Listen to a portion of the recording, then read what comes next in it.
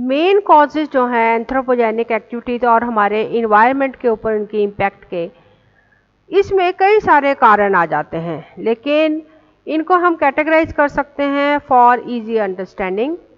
Basically जो humans का जो इंटरेक्शन है इन्वायरमेंट के साथ, उसके मुख्य कारण जो हैं वो है फूड, शेल्टर और health needs.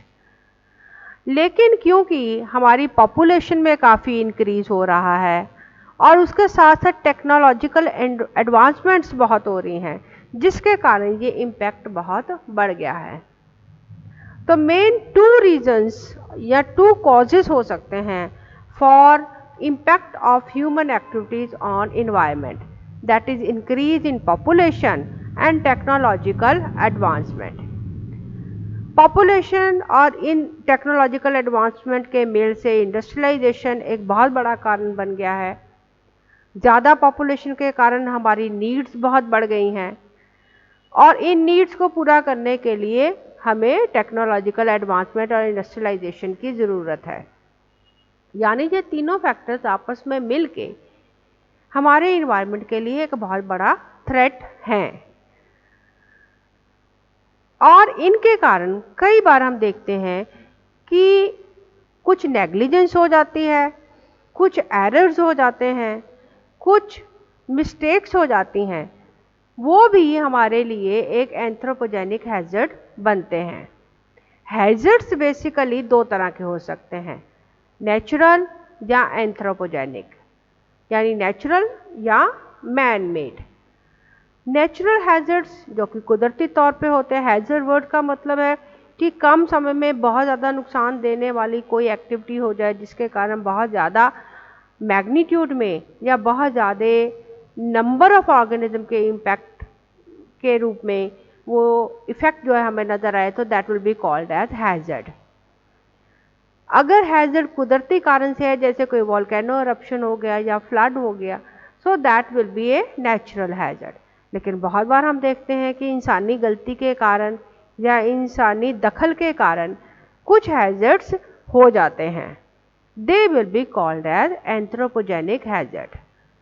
Main reason for anthropogenic hazard में be a mistake, a negligence, and sometimes we see that some such anthropogenic hazards are also seen जो कि ड्यू टू इंटेंशन होते हैं, जैसे वार या वारफेयर हो गए, बॉम्ब ब्लास्ट हो गए, तो उनके कारण भी बहुत सारा इन्वायरमेंट का नुकसान होता है। So they are intentional anthropogenic hazards.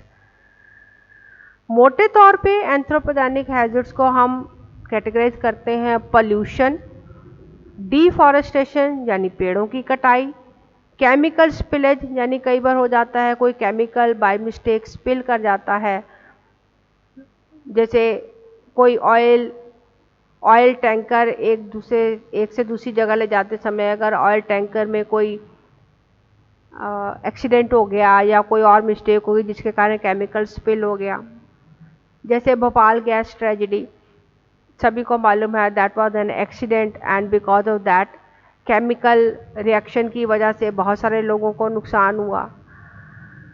और कई बार इनके कारण एक्सटिंक्शन ऑफ स्पीशीज और climate change can also be seen. So these are basically major anthropogenic hazards which we will be discussing in this lesson: pollution, deforestation, chemical spillage, extinction of species and climate change। Extinction of species इसलिए क्योंकि due to increase in population ज़्यादा से ज़्यादा जो land है वो agriculture के लिए यूज़ किया जा रहा है, तो उस लैंड में रहने वाली जो नेचुरल स्पीशीज थी दे आर बीइंग मार्जिनलाइज्ड, जिसके कारण कुछ स्पीशीज नई जगह पे एडजस्ट नहीं कर पाती, जिसके कारण वो ख़त्म हो जाती हैं। That is called as extinction of species.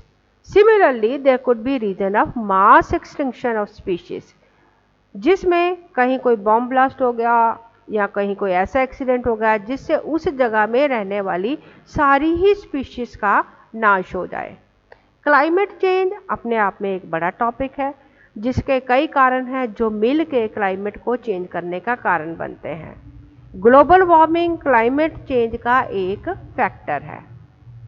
तो ऐसे कारण जिनके कारण बहुत सारे ऑर्गेनिज्म इम्पैक्ट हों या बायोम्स या बायोलॉजिकल कम्युनिटीज इम्पैक्ट हों और वो इम्पैक्ट सारे इकोसिस्टम को इम्पैक्ट करे, they will be called as anthropogenic hazards.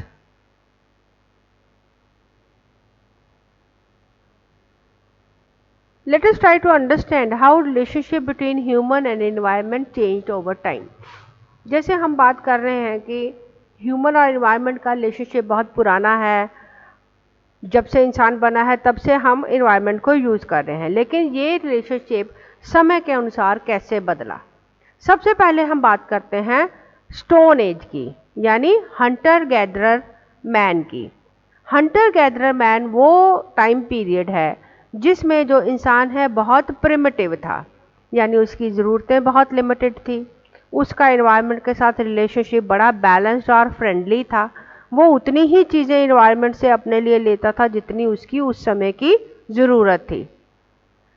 लेकिन इस समय पे भी उसने अपने एनवायरनमेंट को इम्पैक्ट करना शुरू कर दिया था, क्योंकि हंटिंग में वो उन्हीं कुछ स्पीशीज़ को यूज़ कर रहा था जिनको मारना आसान था, जिसके कारण ऐसे जानवर जो आसानी से हंट किए जा सकते थे उनके नंबर्स घटे।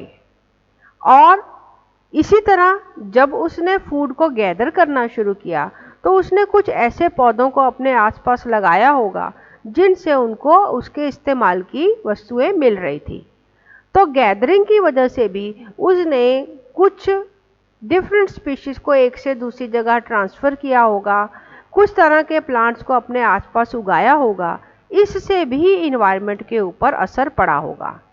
यानी उसका रिलेशनशिप इन्वायरमेंट के साथ बहुत पुराना है और बहुत पहले समय से ह्यूमन बींग्स अपनी ज़रूरत की चीज़ें इन्वायरमेंट से ले रहे हैं, लेकिन फिर भी ये जो रिलेशनशिप था ये काफ़ी फ्रेंडली था, क्योंकि कुदरत में या नेचर में अपने आप को सेल्फ सस्टेन करने की काबिलियत थी। जितना ह्यूमन बींग्स नेचर से ले रहे थे उसके अनुसार नेचर अपने आप को रिप्लेनिश कर पा रही थी, जिसके कारण इन सब एक्टिविटीज़ का नेचर के ऊपर कोई दुष्प्रभाव नज़र नहीं आया। हालांकि इम्पैक्ट इसका उस समय भी था। इस समय भी इंसान कंप्लीटली डिपेंडेंट था इन्वायरमेंट के ऊपर, लेकिन वो अपने इन्वायरमेंट को बुरे तरीके से या एडवर्सली इफेक्ट नहीं कर रहा था। तो इसलिए इस रिलेशनशिप को मोटे तौर पे फ्रेंडली माना जाएगा। दूसरा काल आया pastoral age and animal domestication का, यानी वो समय जब इंसान चरवाहों की तरह जीवन व्यतीत करने लगा और उसने कुछ एनिमल्स को डोमेस्टिकेट किया, उन जानवरों को पालतू बनाया। तो ये भी एक टाइम पीरियड है जिसमें ह्यूमन बींग्स ने अपने नेचर को इम्पैक्ट किया। चरवाहों के रूप में उसने कुछ खास तरह के एनिमल्स को अपने आसपास रखा। चरवाहों के रूप में उसने कुछ एनिमल्स की पॉपुलेशन को बहुत ज़्यादा बढ़ने दिया। अब आम तौर पे जो दूध देने वाले या मीट देने वाले जानवर हैं ये हर्बीवोर्स हैं, यानी घास खाने वाले हैं। तो इसके कारण ऐसे पौधों के ऊपर प्रभाव पड़ा होगा जो कि इन जानवरों द्वारा खाए जाते हैं, और चारे की समस्या को पूरा करने के लिए इंसान ने इन पौधों को अपने आसपास उगाया होगा, यानी फिर से हम कहें तो नेचर को इम्पैक्ट किया होगा। सिमिलरली एनिमल डोमेस्टिकेशन की वजह से कुछ वाइल्ड एनिमल्स की स्पीशीज़ कम हुई होंगी और ऐसे पौधों की प्रजातियां बढ़ी होंगी जिन्होंने अपने आप को बचाए रखने के लिए टॉक्सिन्स पैदा कर लिए या जिनमें थॉर्न्स हो गए, क्योंकि वो पौधे हर्बीवोर्स एनिमल खा नहीं पाते थे, तो उनकी वैरायटी भी इसके कारण बढ़ी होगी।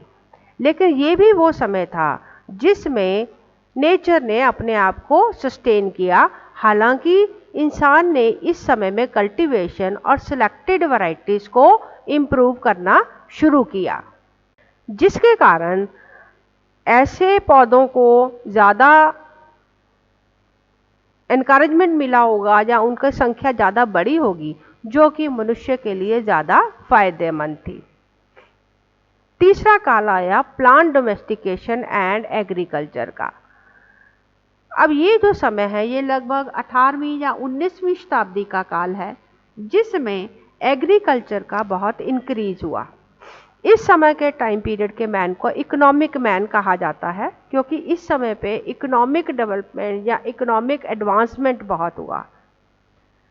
धीरे धीरे जो एग्रीकल्चर का जो स्प्रेड था वो सभी देशों में फैला, और जिसके कारण इंसान ने बहुत सारी ज़मीन को, बहुत सारी धरती को एग्रीकल्चर के लिए यूज़ करना शुरू करा, जिसके कारण फूड की जो समस्या थी वो ख़त्म हो गई। इसके कारण पॉपुलेशन एक्सप्लोजन भी हुआ और नेचुरल रिसोर्सेज का बहुत ज़्यादा इस्तेमाल शुरू हुआ। यानी ये वो समय है 18वीं से 19वीं शताब्दी का, जिसमें पॉपुलेशन एक्सप्लोजन, एग्रीकल्चरल एडवांसमेंट और इंडस्ट्रियलाइजेशन तीनों का प्रभाव हमारे एनवायरनमेंट पे शुरू हुआ। प्लांट डोमेस्टिकेशन या एग्रीकल्चर के कारण हमारी खाने की समस्या का समाधान हुआ, लेकिन इससे हमारे एनवायरनमेंट के ऊपर काफ़ी बुरा प्रभाव पड़ा। ये वो समय है जिसमें एनवायरमेंटल डिग्रेडेशन के प्रभाव देखने को मिलने लगे। तीसरा काल आया हमारे पास मॉडर्न पीरियड, यानी आजकल का समय, जिसमें एनवायरनमेंट के दुष्प्रभावों से हमारा रोज़मर्रा का सामना शुरू हो गया। इसमें हमारा बायोफिजिकल एनवायरनमेंट यानी physical factor, air, water, land, इनके ऊपर प्रभाव दिखा। इकोसिस्टम यानी दूसरे स्पीशीज़ के साथ, दूसरे ऑर्गेनिज्म के साथ हमारा जो तालमेल है उसमें भी चेंजेस आ गए। नेचुरल रिसोर्सेज यानी वो चीज़ें जो हम कुदरत से प्राप्त करते हैं उनके ऊपर प्रभाव पड़ा। और बायोडाइवर्सिटी यानी इंसान क्योंकि ज़्यादा इंटेलिजेंट है, इसके कारण वो बाकी तरह के ऑर्गेनिज्म को अपनी मर्जी के अनुसार मैनिपुलेट कर सकता है। इसके कारण दूसरे जनजीवन के ऊपर बहुत दुष्प्रभाव दिखा और कई स्पीशीज़ लगभग एक्सटिंक्ट हो गई और कई इस कगार पे पहुंच गई कि वो एक्सटिंक्ट हो जाएंगी। सो इस तरह से हमें मॉडर्न पीरियड में इकोसिस्टम के जो बदलाव हैं वो ज़्यादा देखने में आए। आगे हम इस लेसन में ज़्यादा जो डिस्कशन है वो इसी मॉडर्न पीरियड के ऊपर ही कंसंट्रेट करेंगे। मॉडर्न पीरियड में, जो कि 18वीं शताब्दी से शुरू हुआ 18th सेंचुरी में यूनाइटेड किंगडम से, और उसके बाद ये जो इंडस्ट्रियलाइजेशन है ये धीरे धीरे सब देशों में फैल गया। इस इंडस्ट्रियलाइजेशन के कारण हमारे रिसोर्सेज जो हमें कुदरत से प्राप्त होते थे उनका काफ़ी एक्सप्लॉयटेशन हुआ, यानी एक्सेसिव यूज शुरू हुआ, जिसके कारण हमारी ह्यूमन एक्टिविटीज़ का इन्वायरमेंट के ऊपर पड़ने वाला प्रभाव काफ़ी बढ़ गया।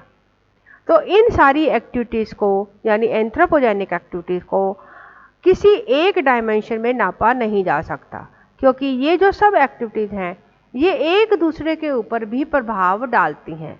यानी पॉपुलेशन का पोल्यूशन पे, पोल्यूशन का एक्सेसिव यूज़ पे, एक्सेसिव यूज़ का इंडस्ट्रियलाइजेशन पे, इंडस्ट्रियलाइजेशन का प्रोडक्शन ऑफ वेस्ट मटेरियल पे, सभी फैक्टर्स एक दूसरे में काफ़ी इंटरलिंक्ड हैं।